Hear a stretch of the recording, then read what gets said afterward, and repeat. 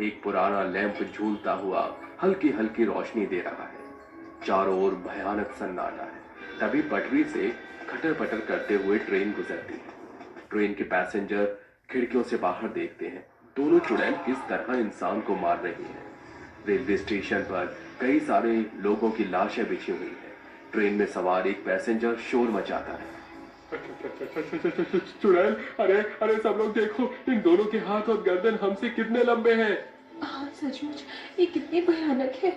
तभी सीट पर सो रहा एक बूढ़ा आदमी उठकर सबको चुप होने का इशारा करता है।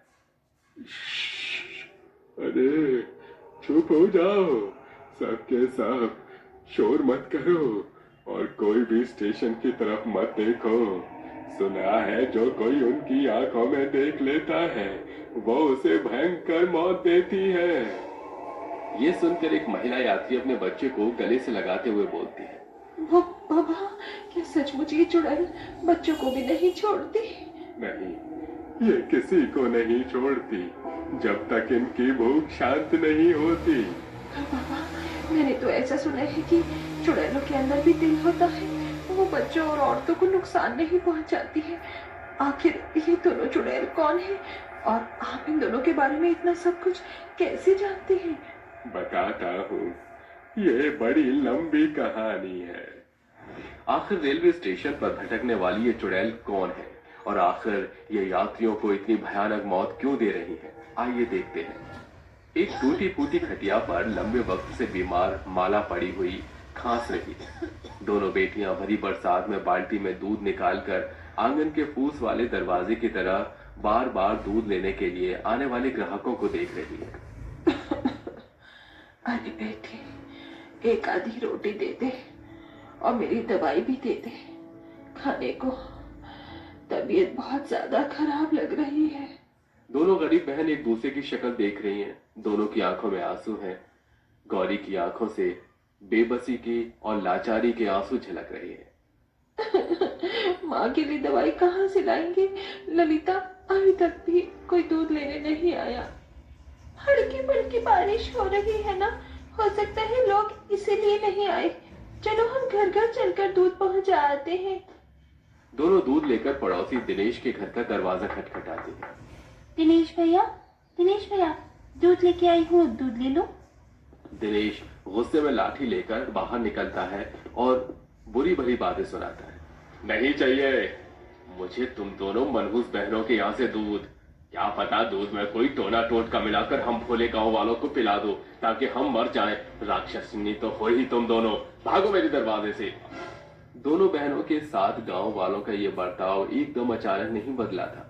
दरअसल ललिता और गौरी के हाथ और गर्दन आम लोगों जितने नहीं थे, बल्कि बहुत ज्यादा लंबे थे। इसीलिए लोगों ने उनसे दूध लेना बंद कर दिया था। इसी तरह गुजरते दिन के साथ परिस्थितियां बहुत बिगड़ जाती हैं।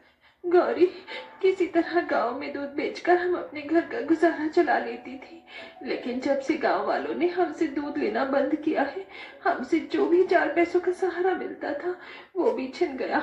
आज हमारे घर में अन्न का एक दाना भी नहीं है। भगवान हमें इतने दुख क्यों दे रहा है? शायद हमारे भाग्य में यही लिखा है। ये गांव वाले समझने को राजी नहीं। भगवान ने हमें ऐसा बनाकर भेजा है तो इसमें हमारा क्या कसूर है? पर अब हम अपना दूध रेलवे स्टेशन पर बेचेंगे। वैसे भी ठंड का मौसम शुरू हो गया है। गर्मा गर्म दूध तो पैसेंजर शौक से खरीद कर पियेंगे। ऐसे हम ज्यादा नहीं तो 2 वक्त की रोटी का इंतजाम तो कर ही लेंगे। बेचारी दोनों बहनें गांव वालों के सताए जाने के बाद रोजी रोटी कमाने के लिए ठंड के मौसम में रेलवे स्टेशन पर आकर गर्मा गर्म दूध बेचने लगती हैं। गर्मा गर्म दूध पी लो, गर्मा गर्म दूध। ओ साहब, गर्मा गर्म पिस्ते वाला दूध पियोगे क्या? यात्री ललिता के इतने लंबे हाथ देखकर उससे डर जाता है और दुत्कार कर भगा देता है। अरे चल चल चल चल चल चल भाग यहाँ से, चुड़ैल कहीं की। कितने लंबे हाथ है इसके। बेचारी ललिता दूध लेकर आगे बढ़ जाती है। बेचारी दोनों बहनों को अपने लंबे हाथ और लंबी गर्दन के चलते बहुत दिक्कत परेशानी का सामना करना पड़ता है। लोग उनसे गर्मा गर्म दूध खरीद कर पीते तो सही, लेकिन उनका काफी ज्यादा मजाक भी उड़ाते, जिसकी अब उन्हें आदत हो जाती है। एक रात जब दोनों रेलवे स्टेशन पर दूध बेच रही होती हैं, तभी आसमान में जोर जोर से बिजली कड़कने लगती है। ललिता देखो, मौसम कितना ज्यादा खराब हो रहा है। चलो घर चलते हैं। वैसे भी रेलवे स्टेशन खाली हो गया है, यहाँ ठहरना ठीक नहीं है। May I have your attention please. Gangapur railway station पर आने वाली आखिरी ट्रेन अगले 2 मिनट में आ रही है। 2-4 मिनट और रुक जाते हैं गौरी, बस इस लास्ट वाली ट्रेन में बाकी का दूध बेचकर चलेंगे। माँ के लिए दवाई लेके जाना है। ठीक है। दोनों ट्रेन आने का इंतजार करने लगती हैं। तभी 2 मनचले आवारा लड़के जिनका नाम रॉकी और रणवीर होता है आकर छेड़खानी करने लग जाते हैं। ओहो मैडम, क्या हालचाल, जरा हमें भी गर्मा गर्म दूध पिला दो, बड़ी सर्दी लग रही है। ठीक है, पैसा निकालो, फ्री का दूध नहीं आता। अरे दूध के बदले टैक्स भी भरना पड़ेगा क्या? पता भी है इस रेलवे स्टेशन पर हमारा राज चलता है। हम किसी को पैसा देते नहीं, उल्टा लेते हैं। अब चलो जल्दी करो। तभी ललिता दोनों का विरोध करते हुए इनकार कर देती है। देखो बाबूजी, आप दोनों ने बहुत ज्यादा पी रखी है, आप दोनों घर जाइए। चल गौरी, आगे चलते हैं। जैसे दोनों जाने लगते हैं तभी एक गुंडा लंबे हाथ वाली बहन का हाथ पकड़ लेता है।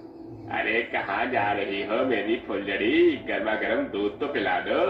ललिता गुस्से में उसे जोरदार चांटा मारती है। कैसा लगा गर्मा गर्म चाटा खाकर?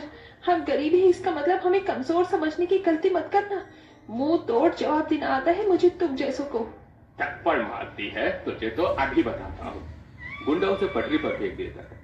अभी पटरी पर ट्रेन के होने की आवाज आती है। लंबी गर्दन वाली बहन उसे बचाने की कोशिश करती है। ललिता जल्दी से अपना हाथ दो, ट्रेन आ रही है, जल्दी करो। रफ्तार में आती ट्रेन ललिता को पीस डालती है, जबकि गौरी की गर्दन धड़ से अलग हो जाती है और अनचाही मौत के बाद दोनों की आत्मा रेलवे स्टेशन पर लौटकर दहशत मचाने लगती है। हम लौट आए हैं, अब हम सिर्फ बदला लेंगे और जो हमारे रास्ते में आएगा उसे भी मरना होगा। दोनों खूबसूरत लड़कियों का रूप लेकर रेलवे स्टेशन पर गर्मा गर्म दूध बेचने लगती है। गर्मा गर्म दूध ले लो, काजू पिस्ता बादाम से बना स्वादिष्ट दूध पी लो बाबूजी। अरे ओ चला बाबू, पिस्ता वाला दूध पी लो। बिरजू नाम का एक व्यक्ति दोनों चुड़ैलों के खूबसूरत रूप को देखकर उनके छलावे में आकर पीछे पीछे चल देता है। अरे ओ दूध वाली, तनिक ठहरो तो, दादा कितनी दौड़ाओगी? आओ बाबूजी, आगे आओ, गर्मा गर्म दूध पीना है तो थोड़ी कसरत तो करनी पड़ेगी। तभी प्लेटफॉर्म पर लगी घड़ी में रात के 12 बज जाते हैं। दोनों चुड़ैल अपना भयानक रूप ले लेती हैं। एक के हाथ कई गुना लंबे हो जाते हैं और दूसरे की गर्दन ऊंची हो जाती है। तो व्यक्ति वो थर थर कांपने लगता है। अरे अरे बचाओ बचाओ कोई, अरे बचाओ चुड़ैल, अरे बाप रे। क्यों डरता क्यों है? लो गर्मा गर्म दूध पियो। नहीं नहीं, मुझको नहीं पीना दूध। व्यक्ति प्लेटफॉर्म पर भागने लगता है। दूर दूर तक कहीं कोई नजर नहीं आता। रेलवे स्टेशन पर सिर्फ एक धीमी रोशनी वाला लैंप जल रहा होता है, जो कि जलने बुझने लगता है। अभी चुड़ैल का लंबा हाथ व्यक्ति का पीछा करते हुए उसकी गर्दन को दबोच लेता है और लंबे गर्दन वाली चुड़ैल आगे आकर उसकी मुंडी मरोड़ देती है। जा, तुझे तेरा अगला जन्म बुला रहा है। अब कोई भी हमारे आतंक से बच नहीं सकता। टिकट काउंटर का क्लर्क खिड़की के पीछे कांपते हुए ये सब देख लेता है। कड़ाके की ठंड में भी उसके तन बदन से पसीना छूटने लगता है। अरे ये इंसान नहीं हो सकती। कितने लंबे हाथ और कितनी लंबी गर्दन है दोनों की। पता नहीं ये चुड़ैल कहाँ से आई है। हे भगवान, मुझे बचा लो। तभी खिड़की के शीशे पर अचानक बड़ी डरावनी खरोच के निशान दिखाई देते हैं और लंबी गर्दन वाली चुड़ैल अपनी खूनी आंखें दिखाकर बोलती है, तू बच नहीं सकता, अगला नंबर तेरा है। गर्मा गर्म दूध पी लो, गर्मा गर्म दूध। इसी तरह से दोनों चुड़ैल दूध बेचते बेचते गायब हो जाती है। हर दिन के साथ दोनों की दहशत रेलवे स्टेशन पर बढ़ती जाती है। इसीलिए रेलवे स्टेशन पर अब ना तो जल्दी से कोई ट्रेन रुकती और ना ही यात्री आते। आखिर किस तरह दोनों चुड़ैलों का दहशत स्टेशन से जाएगा? पर बाबा, कोई तो रास्ता होगा इन्हें मुक्ति दिलाने का, जिससे गंगापुर रेलवे स्टेशन से इनका दहशत खत्म हो। एक तरीका है, इन दोनों की माँ ही इनकी भटकती आत्मा को रोक सकती है। हमें उसे यहाँ लाना होगा। अंत में रेलवे स्टेशन के टिकट कंडक्टर और बहुत से लोग माला को वहां लेके आते हैं। माला छटपटाती हुई दोनों को पुकारती है। ललिता, गौरी, मैं जानती हूँ मेरी बच्ची, तुम दोनों यही कहीं हो, अपनी माँ के सामने आओ। दोनों की भटकती आत्मा अपनी माँ की आवाज सुनते ही प्रकट होती है। उनकी आंखों से आंसू बह रहे थे। माँ तुम आ गई। हमारे साथ बहुत गलत हुआ माँ। उन मंचलों ने हमारी जान ले ली, लेकिन हम भी किसी को नहीं छोड़ेंगे, सबको मार डालेंगे। नहीं मेरी बच्चियों, अगर तुम भी उनकी तरह किसी निर्दोष की जान लोगी तो क्या फर्क रहेगा मेरी बेटियों। तुमने हमेशा एक अच्छी बेटी का फर्ज निभाया, लेकिन अब इस दुनिया से मुक्त हो जाओ। ललिता, गौरी, अगर तुम मुझे सुन पा रही हो तो मैं तुम्हें यकीन दिलाता हूँ बच्चियों कि तुम्हारी माँ की जिम्मेदारी हम सारे गांव वाले मिलकर उठाएंगे। इतने के बाद दोनों लंबे हाथ और गर्दन वाली चुड़ैल गायब हो जाती है और गंगापुर रेलवे स्टेशन फिर से चहल